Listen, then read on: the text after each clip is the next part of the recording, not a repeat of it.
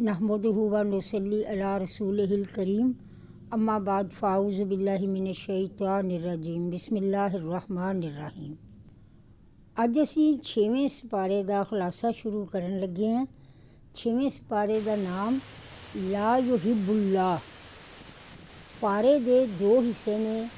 ਇੱਕ ਸੂਰਤ ਨਿਸਾ ਦੀਆਂ ਆਖਰੀ 29 ਆਇਤ ਦੇ ਉੱਤੇ ਮੁਸ਼ਤਮਿਲ ਹੈ ਅਤੇ ਦੂਜਾ ਸੂਰਤ ਮਾਇਦਾ ਦੀ ਇਬਤਦਾਈ 82 ਆਇਤ ਮੁਬਾਰਕਾ ਜਿਹੜੀਆਂ ਨੇ ਉਹਨਾਂ ਦੇ ਉੱਤੇ ਮੁਸ਼ਤਮਿਲ ਹੈ।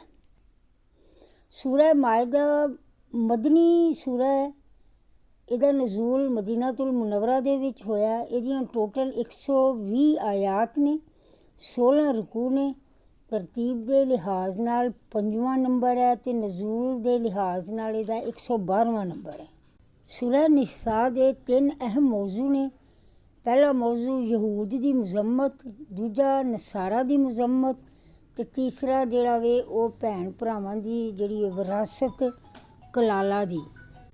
ਯਹੂਦ ਦੀ ਮੁਜ਼ੰਮਤ, ਇਹਨਾਂ ਦੇ ਮੁਤਅੱਦਦ ਜੁਰਮ ਜਿਹੜੇ ਵੱਡੇ ਵੱਡੇ ਜੁਰਮ ਸਨ, ਉਹਨਾਂ ਦੇ ਵਿੱਚ ਜਿਹੜਾ ਹੈ ਨਾ ਹਜ਼ਰਤ ਈਸਾ अलैहिस्सलातु वस्सलाम ਨੂੰ ਕਤਲ ਕਰਨ ਦੀ ਕੋਸ਼ਿਸ਼ ਜਿਹੜੀ ਹੈ ਇਹ ਇਹਨਾਂ ਦਾ ਵੱਡੇ ਜੁਰਮਾਂ ਦੇ ਵਿੱਚ ਆਉਂਦੀ ਹੈ ਅਤੇ ਹਜ਼ਰਤ ਈਸਾ अलैहिस्सलातु वस्सलाम ਨੂੰ ਅੱਲਾਹ ਤਾਲਾ ਨੇ ਬਾਹਿਫਾਜ਼ਤ ਆਸਮਾਨਾਂ 'ਤੇ ਉਠਾ ਲਿਆ। ਨਸਾਰਾ ਦੀ ਮੁਜ਼ੰਮਤ, ਇਹ ਲੋਕ ਹਜ਼ਰਤ ਈਸਾ अलैहिस्सलातु वस्सलाम ਦੇ ਬਾਰੇ ਵਿੱਚ ਇਸ ਕਦਰ ਗਲੂ ਯਾਨੀ ਕਿ ਝੂਠ ਦਾ ਸ਼ਿਕਾਰ ਹੋਏ ਕਿ ਇਹਨਾਂ ਨੇ ਅਕੀਦਾ ਤਸੱਲਸ ਦੇ ਹਾਮਿਲ ਹੋ ਗਏ, ਯਾਨੀ ਕਿ ਅੱਲਾ, ਈਸਾ, ਮਰੀਮ ਤਿੰਨਾਂ ਨੂੰ ਮਾਬੂਦ ਬਣਾ ਲਿਆ। ਕਲਾਲਾ ਉਹ ਖਾਤੂਨ ਜਾਂ ਉਹ ਮਰਦ ਜਿਹਦੀ ਕੋਈ ਔਲਾਦ ਨਾ ਹੋਵੇ ਅਤੇ ਮਾਂ ਪਿਓ ਵੀ ਨਾ ਹੋਵੇ, ਉਹਨਾਂ ਦੀ ਜਾਇਦਾਦ ਦਾ ਤਕਸੀਮ ਦਾ ਜਿਹੜਾ ਸੀ ਉਹ ਅੱਲਾਹ ਤਾਲਾ ਨੇ ਮਸਲਾ ਬਿਆਨ ਫਰਮਾਇਆ ਕਿ ਭੈਣ ਭਰਾਵਾਂ ਨੂੰ ਤਰਕੇ ਦੇ ਵਿੱਚੋਂ ਮਾਲ ਜਿਹੜਾ ਉਹਨਾਂ ਦਾ ਤਕਸੀਮ ਹੋਏਗਾ ਉਹਦੀਆਂ 4 ਸੂਰਤਾਂ ਨੇ। ਇਸ ਸੂਰਤ ਦੇ ਆਖਰ ਦੇ ਵਿੱਚ ਬਿਆਨ ਹੋਈਆਂ ਨੇ। ਨੰਬਰ 1, ਮਈਅਤ ਦਾ ਸਿਰਫ ਅਗਰ ਭਰਾ ਹੋਵੇ ਅਤੇ ਪੂਰਾ ਮਾਲ ਜਿਹੜਾ ਵੇ ਉਹ ਭਾਈ ਜਿਹੜਾ ਵੇ ਉਹ ਉਹਦਾ ਵਾਰਿਸ ਹੈ। ਅਗਰ ਇੱਕ ਤੋਂ ਜ਼ਿਆਦਾ ਹੋਣ ਤਾਂ ਸਾਰਾ ਮਾਲ ਬਰਾਬਰ ਤਕਸੀਮ ਹੋਏਗਾ। ਭੈਣ ਇਕੱਲੀ ਹੋਵੇ ਅਤੇ ਉਹਨੂੰ ਅੱਧਾ ਮਿਲੇਗਾ। ਭੈਣਾਂ ਅਗਰ ਇੱਕ ਤੋਂ ਜ਼ਿਆਦਾ ਹੋਣ ਤਾਂ ਉਹਨਾਂ ਨੂੰ 2/3 ਮਿਲੇਗਾ। ਅਗਰ ਭੈਣਾਂ ਦੇ ਨਾਲ ਭਰਾ ਵੀ ਹੋਣ ਤਾਂ ਫਿਰ ਭੈਣਾਂ ਨੂੰ ਭਾਈਆਂ ਨੂੰ ਜਿਹੜਾ ਵੇ ਭੈਣਾਂ ਤੋਂ ਦੁੱਗਣਾ ਮਿਲੇਗਾ। ਇਹ ਚਾਰੋਂ ਸੂਰਤਾਂ ਉਸ ਵਕਤ ਨੇ ਜਦੋਂ ਮਈਅਤ ਦਾ ਨਾ ਪਿਓ ਹੋਵੇ ਅਤੇ ਨਾ ਔਲਾਦ।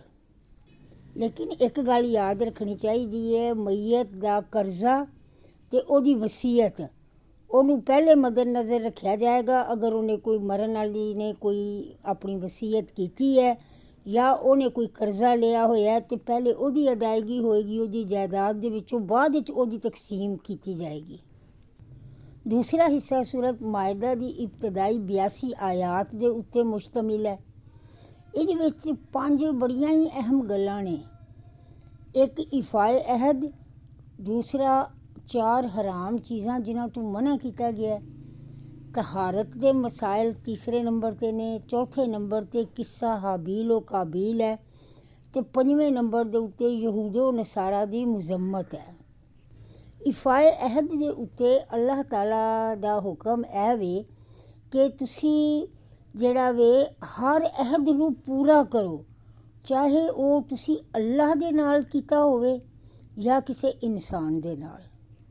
4 ਹਰਾਮ ਚੀਜ਼ਾਂ ਜਿਹੜੀਆਂ ਨੇ ਉਹ ਮਰਦੂਦ ਅਤੇ ਖੂਨ, ਖਨਜ਼ੀਰ ਦਾ ਗੋਸ਼ਤ ਅਤੇ ਗੈਰ ਅੱਲਾਹ ਦੇ ਨਾਂ ਦਾ ਜ਼ਬੀਹਾ, ਯਾਨੀ ਅੱਲਾਹ ਤਾਲਾ ਦੇ ਨਾਂ ਤੋਂ ਇਲਾਵਾ ਕਿਸੇ ਹੋਰ ਦੇ ਨਾਂ 'ਤੇ ਜ਼ਿਬਾ ਕੀਤਾ ਜਾਣ ਵਾਲਾ ਜਾਨਵਰ, ਉਹਦਾ ਗੋਸ਼ਤ ਹਰਾਮ ਹੈ।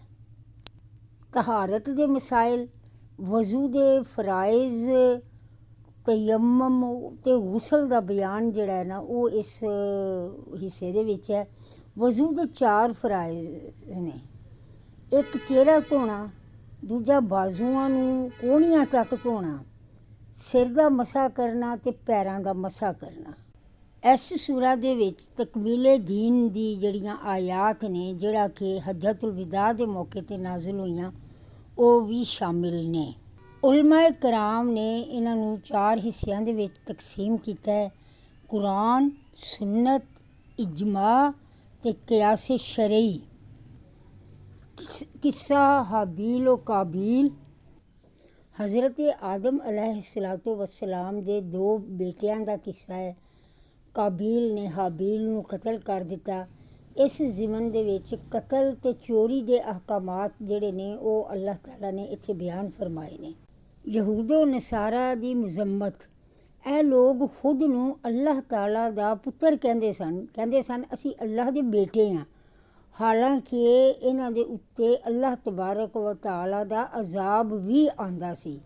ਇਹਨਾਂ ਦੇ ਉੱਤੇ ਇਹਨਾਂ ਦੀ ਸਰਕਸ਼ੀ ਦੇ ਨਾਲ ਜਿਹੜੇ ਵਾਕਿਆ ਹੋਏ, ਅੱਲਾਹ ਤਾਲਾ ਨੇ ਉਹਨਾਂ ਨੂੰ ਬਿਆਨ ਕੀਤਾ। ਹਜ਼ੂਰ ਪਾਕ ਸੱਲੱਲਾਹੁ अलैहि वसल्लम ਨੂੰ ਤਸੱਲੀ ਦੇਣ ਵਾਸਤੇ, ਕਿਉਂਕਿ ਉਸ ਵਕਤ ਇਹ ਜਿਹੜੇ ਸਨ ਹਜ਼ੂਰ ਸੱਲੱਲਾਹੁ अलैहि वसल्लम ਦੇ ਨਾਲ ਬਹੁਤ ਜ਼ਿਆਦਾ ਮੁਖਾਲਫਤ ਰੱਖਦੇ ਸਨ ਅਤੇ ਹਜ਼ੂਰ ਸੱਲੱਲਾਹੁ अलैहि वसल्लम ਇਹਨਾਂ ਦੀਆਂ ਗੱਲਾਂ ਦੇ ਨਾਲ ਰੰਜੀਦਾ ਹੋ ਜਾਂਦੇ ਸਨ, ਜਿਹਦੇ ਵਾਸਤੇ ਅੱਲਾਹ ਤਾਲਾ ਨੇ ਉਹਨਾਂ ਦੇ ਦਿਲੀ ਸਕੂਨ ਵਾਸਤੇ, ਤਸੱਲੀ ਵਾਸਤੇ ਇਹਨਾਂ ਦੇ ਉਹ ਵਾਕਿਆਤ ਬਿਆਨ ਕੀਤੇ ਜਿਨ੍ਹਾਂ ਦੀ ਵਜ੍ਹਾ ਨਾਲ ਇਹਨਾਂ ਦੇ ਉੱਤੇ ਅਜ਼ਾਬ ਨਾਜ਼ਿਲ ਕੀਤੇ ਗਏ।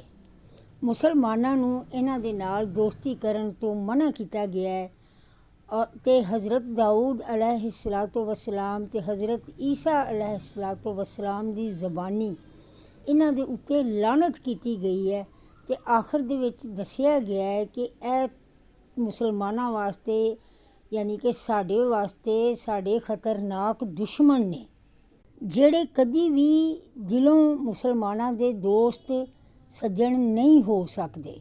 ਸਦਕੱਲਾਹੁਲ ਅਜ਼ੀਮ। ਜੋ ਮੇਰੇ ਰੱਬ ਨੇ ਕਿਹਾ ਸੱਚ ਹੈ ਅਤੇ ਮੈਂ ਉਹਦੇ 'ਤੇ ਈਮਾਨ ਲਿਆਂਦਾ।